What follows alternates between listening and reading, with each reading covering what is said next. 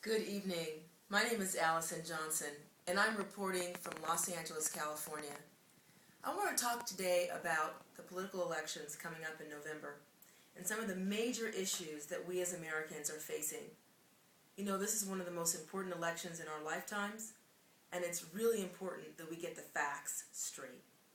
So the first issue I want to take on today, August the 7th, 2012, is this whole challenge we've been looking at all year long about who is really running our country and what is going on with our finances. And why is it that 1% of the population is controlling over 40% of our wealth?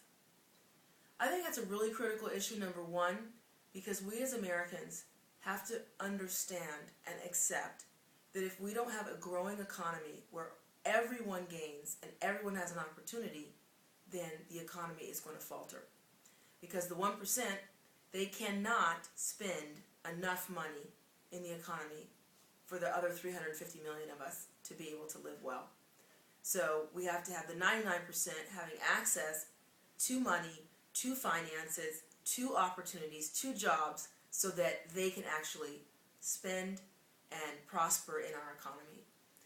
So when we look at a lot of the legislation that's coming up in the U.S. Congress, a lot of the debates that are going on within the presidential election, people tend to look at the issue around taxation as really a pivoting point. Why? Because if 1% of the population has over 40% of the wealth, and yet they're not paying their fair share in taxes, that means that 40% of our wealth per year is not being given back to the economy. It's not being given back to the government to recycle that money for all the different things that we need as an economy. It's not being spent on our national security. It's not being spent on our education. It's not being spent on our healthcare system. So taxation is sort of a barometer at this point for other major issues around the inequity in our society and the inequality that's existing between the 99% that have access to less than 5% of the wealth and the 1% that have the 40%.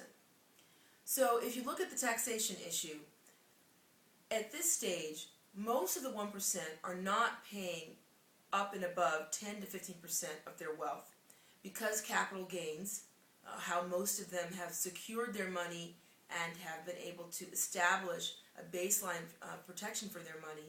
Capital gains rates are at the lowest point in many, many years. So if you are able to have a lot of your money in different kinds of investments and you receive any kind of dividends or other resources from those investments, your tax rate is quite reduced compared to those of us who gain a living through a salary.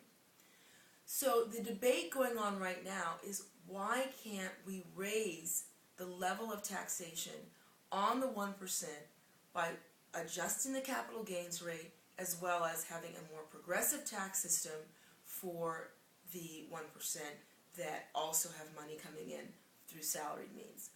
So that's one issue that I think is really important that we dive in much deeper because the presidential candidate of Mitt Romney on the Republican side is one of the 1%, and he has taken advantage of all these loopholes and all of these ways in which you don't have to pay higher taxes. By one, keeping his money offshore. He has money all over the Grand Cayman Islands. He's got money in different parts of Europe, different parts of the Caribbean, because that's the easiest way to avoid paying taxes in the United States of America is if you don't have your money here. So that's one thing I think that Americans need to be sensitive to. Second, a lot of the money that he has gained has been through his work in private equity, like at Bain Capital.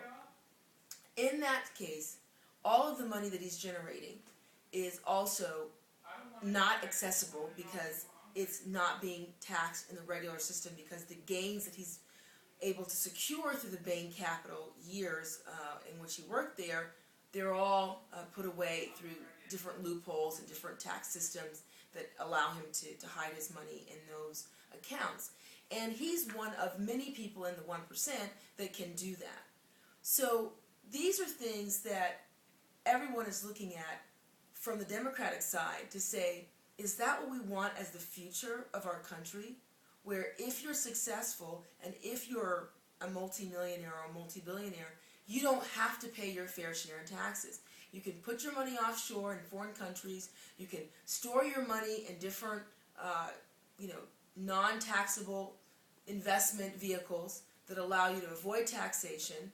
And then when we're in a crisis, when we're not able to secure a high enough level of gross national product that produces enough taxation from the other 99% of the population, well, we'll just cut the programs in education, in healthcare, in our national security, or in any other domain that the government is working to secure. We'll just cut those because we don't want to raise taxes on the rich. We don't want to raise taxes on the 1%. This whole debate is ludicrous. It's absolutely asinine because it doesn't make any sense for the rest of us to suffer in the 99%, to have lower levels of education for our children, to have a horrible healthcare system that doesn't have an ability to get improved as everybody's blocking the one Affordable Care Act that was passed in 2010, to absolutely cut everything in our national security because we don't want to raise taxes on the rich. It's almost as if you were to look back in the last 112 years and you were to look at all the things that were instituted for our welfare that we take advantage of right now. Social Security. For everyone out there over 55 years old that will be receiving Social Security upon their retirement or currently in retirement receiving Social Security. If this debate were going on back in the 1930s and 40s during Franklin Delano Roosevelt, we would not have a Social Security system right now. Because people would have the same argument. We cannot take taxes out of people's checks and put it away for when they retire. That's completely taxation without any cause. We can't do it. It's taking money out of their checks while they need it. And we should let them have their money, which is the argument people are making right now. Let the rich keep their money because it's their money. Therefore, they should keep it. That was the argument for Social Security. People would be retiring right now with no Social Security if we had followed that argument. The same thing with the Medicare system.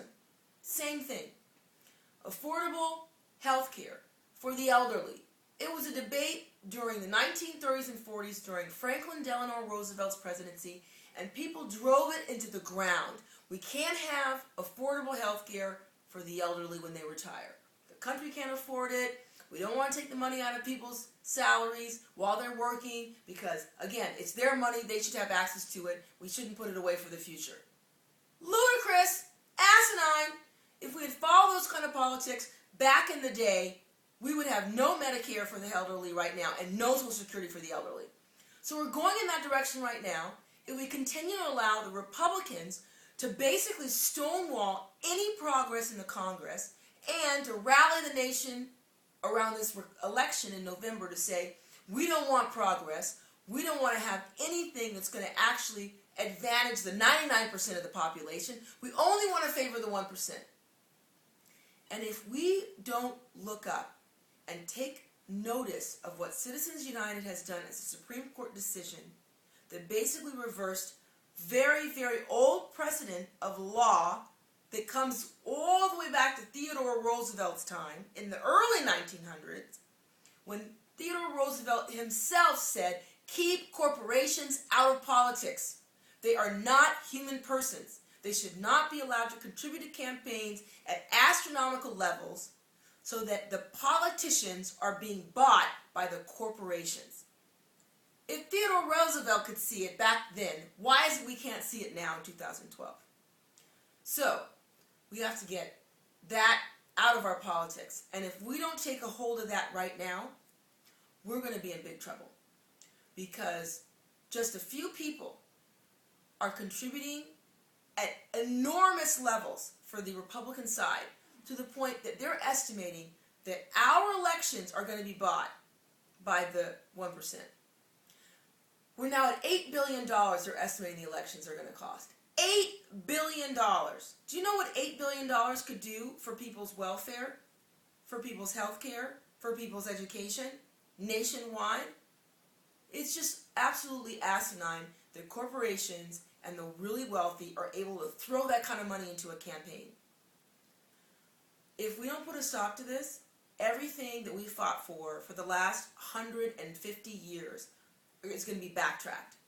Because people who are running these corporate-driven campaigns, all of these, different groups that are being put together to front money, they're anonymous.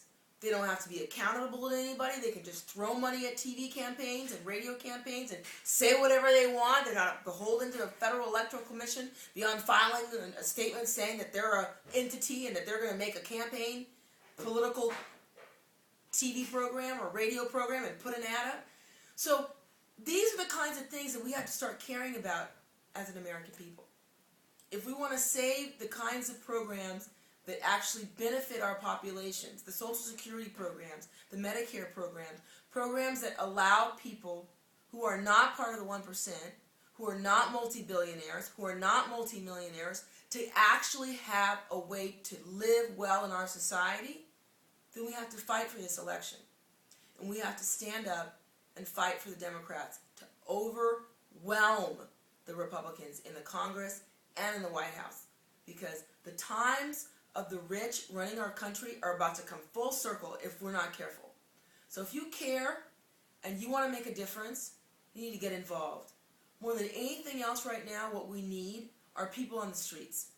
We need people active across every city, every state, every county, coming forward and saying, yes, I am not part of the 1%. Or I am in the 1% and I still want to make a difference, and I'm in the streets right now because I'm fighting for my children, my grandchildren, my great-grandchildren.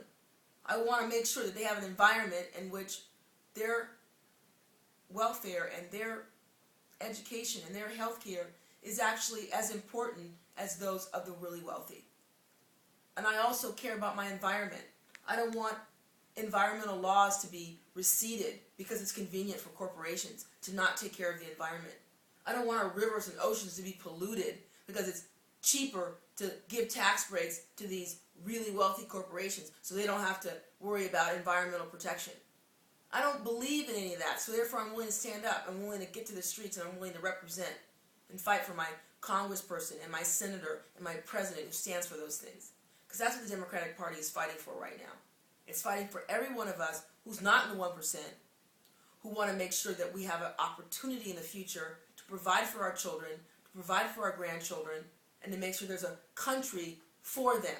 A country with equal civil rights and protections under the law, and also respect for the environment.